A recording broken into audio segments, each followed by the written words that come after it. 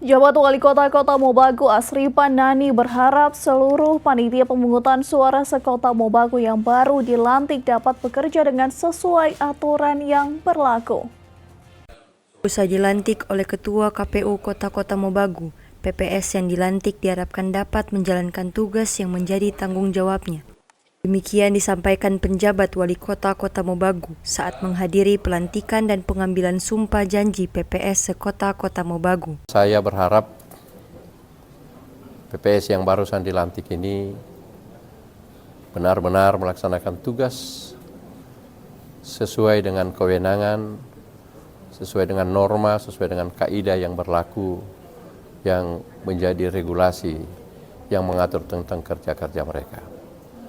Pekerjaan ini pekerjaan yang terkoordinasi, pekerjaan yang dilakukan dengan penuh tanggung jawab. Karena menjadi penyelenggara adalah tanggung jawab mulia.